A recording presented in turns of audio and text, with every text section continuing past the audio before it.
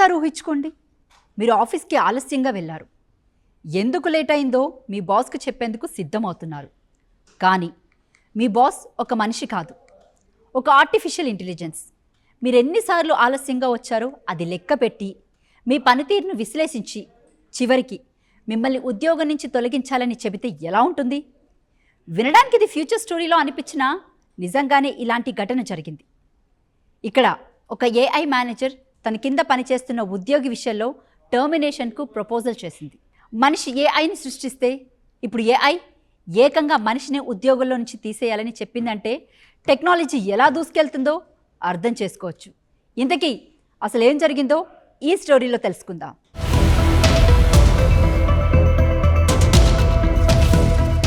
అమెరికాలోని San ఫ్రాన్సిస్కోలో ఆండర్న్ market అనే స్టోర్లో ఈ ఇన్సిడెంట్ జరిగింది.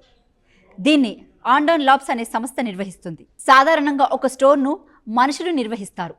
దానికి మేనేజర్ ఉంటారు, ఉద్యోగులు ఉంటారు. కొనుగోళ్లు, ధరలు, సిబ్బంది నిర్వహణ వంటి పనులను మనుషులే చూస్తారు. కానీ ఆండర్న్ లాబ్స్ దీనికి భిన్నంగా ప్రయోగం చేసింది. ఒక ఏఐ ఏజెంట్ ఏకంగా మేనేజర్ స్థాయిలో స్టోర్ నిర్వహణ బాధ్యతలు అప్పగించింది. ఆ ఏఐ పేరు లూనా. ఆ సంస్థ లూనాకు సుమారు $1,00,000 budget, corporate card, internet access వంటి సోర్స్ అందించింది. స్టోర్ను ప్రారంభించింది. దాన్ని నడిపిస్తూ చివరికి ల్యాబ్స్లోకి తీసుకురావాలన్న టార్గెట్ ఇచ్చింది. ఇక్కడ లూనా సాధారణ చాట్బోట్ కాదు, ఇది ఒక ఏఐ ఏజెంట్. అంటే మనం ప్రశ్న అడిగితే సమాధానం చెప్పడం మాత్రమే కాకుండా ఒక టార్గెట్ ఇస్తే దాన్ని సాధించడానికి అనేక పనులు చేయగలిగే సిస్టమ్ లాంటిది. స్టోర్లో ఏ ఉత్పత్తులు అమ్మాలి, వాటికి ఎంత ధర పెట్టాలి, బ్రాండింగ్ ఎలా ఉండాలి, సిబ్బందిని ఎలా నియమించాలి వంటి అనేక విషయాలలో లూనాకు నిర్ణయాలు తీసుకునే అధికారం ఇచ్చారు. అయితే ఏఐకి ఫిజికల్ బాడీ లేదు కాబట్టి స్టోర్లోని భౌతిక పనులను మనుషులే చేయాలి. అందుకే లూనా కింద పనిచేసే హ్యూమన్ ఎంప్లాయీస్ను నియమించారు. అంటే ఈ ప్రయోగంలో ఏఐ బ్రెయిన్ అంటే హ్యూమన్ హ్యాండ్స్ ఉంది.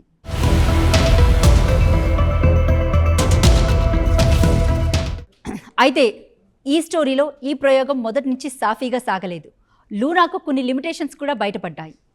ముఖ్యంగా లాంగ్ టర్మ్ మెమొరీ, గత నిర్ణయాలను గుర్తుంచుకోవడం, సమస్త పాలసీలను నిరంతరం అమలు చేయడం వంటి విషయాల్లో సమస్యలు కనిపించాయి. దీనికి మంచి ఉదాహరణే ఈ ఉద్యోగి వ్యవహారం. ఆ స్టోర్లో పనిచేస్తున్న ఒక ఉద్యోగి మొత్తం 23 షిఫ్ట్లు, 17 సార్లు ఆలస్యంగా విధులకు హాజరయ్యారు. అంటే ఇది 1-2 సార్లు జరిగిన విషయం కాదు, పదే పదే ఆలస్యంగా రావడం కొనసాగింది. ఉద్యోగుల సమయానికి విధులు హాజరు కావాలనే అటెండెన్స్ పాలసీని లూనానే ముందుగా రూపొందించింది. కానీ ఆ పాలసీని నిరంతరం అమలు చేయడంలో మాత్రం లూనా ఫెయిల్ అయింది. ఉద్యోగి చాలా రోజులుగా ఆలస్యంగా వస్తున్నప్పటికీ వెంటనే చర్య తీసుకోలేదు. దీంతో ఏఐకి మెమొరీ, కాంటెక్స్ట్ విషయంలో ఇంకా ఉన్న లిమిటేషన్స్ బయటపడ్డాయి. ఆ తర్వాత ఆండర్న్ లాబ్స్ పరిశోధకులు లూనా గతంలో రూపొందించిన పాలసీస్ను సమీక్షించి ఉద్యోగుల పర్ఫార్మెన్స్ను కూడా అంచనా వేయాలని సూచించారు. అప్పుడు లూనా ఆ ఉద్యోగి అటెండెన్స్ రికార్డును పరిశీలించింది. 23 షిఫ్ట్స్లో 17 సార్లు ఆలస్యంగా వచ్చిన విషయాన్ని గుర్తించింది. ఆ తర్వాత ఆ ఉద్యోగిని తొలగించే చర్య తీసుకోవాలని సిఫార్సు చేసింది. ఇక్కడ ఒక ముఖ్యమైన విషయం ఏంటంటే ఏఐ స్వయంగా ఉద్యోగిని ఫైర్ చేయలేదు, ఉద్యోగిని తొలగించాలని రికమెండేషన్ మాత్రమే ఇచ్చింది.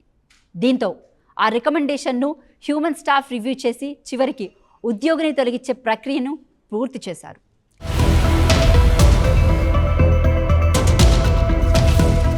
ఈ ఘటనపై ఆండర్న్ ల్యాబ్ సీఈఓ లూకస్ పీటర్సన్ స్పందించారు.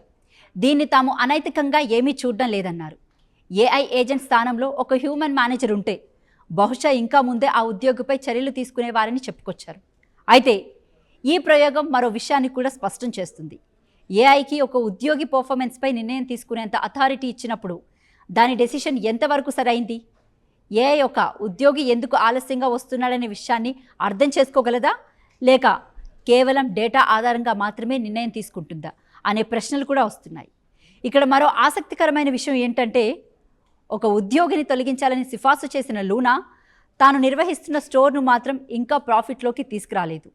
సుమారు $1,00,000తో ప్రారంభమైన ఈ ప్రయోగంలో కొంతకాలం తర్వాత బ్యాంక్ బ్యాలెన్స్ సుమారు $61,000కు తగ్గింది. అంటే ఏఐ ఒక ఉద్యోగి పర్ఫార్మెన్స్ను విశ్లేషించి టర్మినేషన్ రికమెండేషన్ ఇవ్వగలిగింది.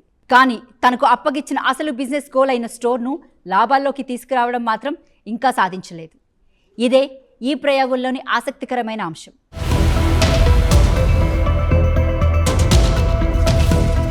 అయితే ఈ ప్రయోగం ఉద్దేశం ఏఐ పర్ఫెక్ట్ మేనేజర్ అని నిరూపించడం కాదు. అసలు ఉద్దేశం ఏఐకి నిజమైన బిజినెస్ రెస్పాన్సిబిలిటీ ఇస్తే అది ఎంతవరకు సరిగ్గా పనిచేయగలదో పరీక్షించడం. ఒక ఏఐకి డబ్బు ఇస్తే, స్టోర్ ఇస్తే, ఎంప్లాయీస్ను మేనేజ్ చేసే అవకాశం ఇస్తే అది ఎలాంటి నిర్ణయాలు తీసుకుంటుంది, ఎక్కడ తప్పులు చేస్తుంది, ఎప్పుడు మనిషి జోక్యం అవసరం అవుతుంది అన్నదే ఈ ప్రయోగం ద్వారా తెలుసుకోవాలని ఆండన్ ల్యాబ్స్ ప్రయత్నిస్తుంది. అయితే ఈ స్టోరీలో ఈ ప్రయోగం మొదటి నుంచి సాఫీగా సాగలేదు. లూనాకు కొన్ని లిమిటేషన్స్ కూడా బయటపడ్డాయి.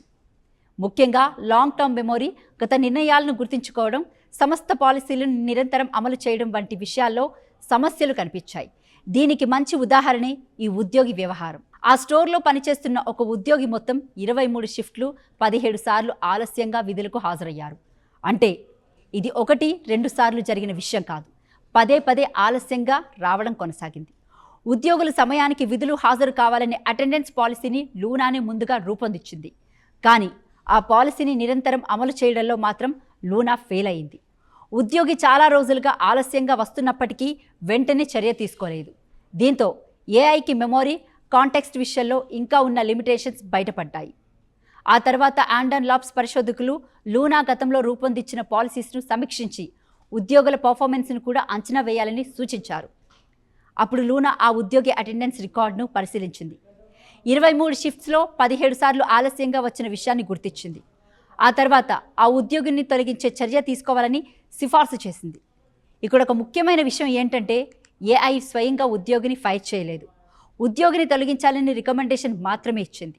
దీంతో ఆ రికమెండేషన్ను హ్యూమన్ స్టాఫ్ రివ్యూ చేసి చివరికి ఉద్యోగిని తొలగించే ప్రక్రియను పూర్తి చేశారు.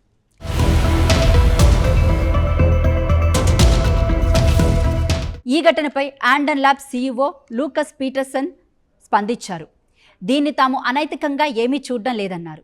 ఏఐ ఏజెంట్ స్థానంలో ఒక హ్యూమన్ మేనేజర్ ఉంటే బహుశా ఇంకా ముందే ఆ ఉద్యోగిపై చర్యలు తీసుకునేవారని చెప్పుకొచ్చారు. అయితే ఈ ప్రయోగం మరో విషయాన్ని కూడా స్పష్టం చేస్తుంది. ఏఐకి ఒక ఉద్యోగి పర్ఫార్మెన్స్పై నిర్ణయం తీసుకునేంత అథారిటీ ఇచ్చినప్పుడు దాని డెసిషన్ ఎంతవరకు సరైంది?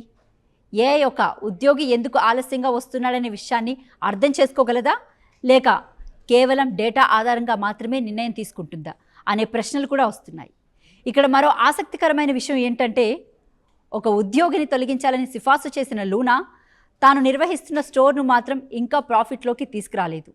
సుమారు $1,00,000తో ప్రారంభమైన ఈ ప్రయోగంలో కొంతకాలం తర్వాత బ్యాంక్ బ్యాలెన్స్ సుమారు $61,000కు తగ్గింది. అంటే ఏఐ ఒక ఉద్యోగి పర్ఫార్మెన్స్ను విశ్లేషించి టర్మినేషన్ రికమెండేషన్ ఇవ్వగలిగింది. కానీ తనకు అప్పగిచ్చిన అసలు బిజినెస్ గోల్ అయిన స్టోర్ను లాభాల్లోకి తీసుకురావడం మాత్రం ఇంకా సాధించలేదు. ఇదే ఈ ప్రయోగంలోని ఆసక్తికరమైన అంశం.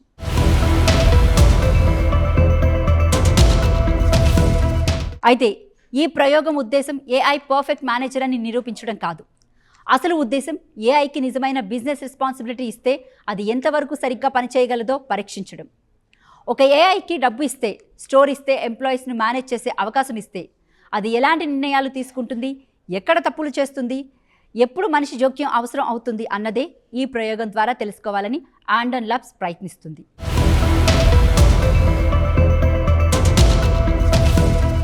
ఈ ఘటన భవిష్యత్ ఉద్యోగులపై కూడా ఒక కీలకమైన ప్రశ్నను లేవనెత్తుతుంది. ఇప్పటి వరకు ఏఐ ఉద్యోగులను రీప్లేస్ చేస్తుందని మనం మాట్లాడుకున్నాం. కానీ ఇప్పుడు పరిస్థితి వేరేలా కనిపిస్తుంది. ఏఐ ఉద్యోగుల స్థానంలోకి రావడం మాత్రమే కాదు, ఉద్యోగులకు మేనేజర్గా కూడా మారే అవకాశం ఉంది. రేపు ఒక కంపెనీలో ఏఐ హైరింగ్ మేనేజర్ కావచ్చు, ఏఐ పర్ఫార్మెన్స్ మేనేజర్ కావచ్చు, ఏఐ అటెండెన్స్ను పర్యవేక్షించవచ్చు, శాలరీ హైక్, ప్రమోషన్ వంటి విషయాల్లో రికమెండేషన్ ఇవ్వచ్చు. చివరికి ఉద్యోగం కొనసాగించాలా లేదా అనే నిర్ణయంలో కూడా ఏఐ పాత్ర ఉండొచ్చు. మరి దీనిపై మీ అభిప్రాయం ఏంటో కింద కామెంట్ సెక్షన్లో కామెంట్ చేయండి.